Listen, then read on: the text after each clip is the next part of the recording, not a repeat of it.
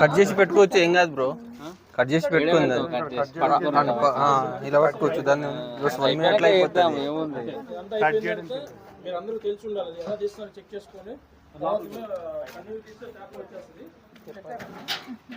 Bro ఇక్కడ honey open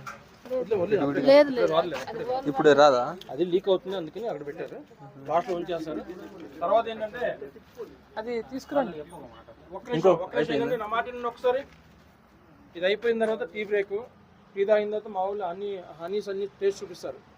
forms ఉన్నాయి, form fill చేసుకోండి. మీకు ఏమనిపిస్తే అలా నోట్ చేసుకోండి.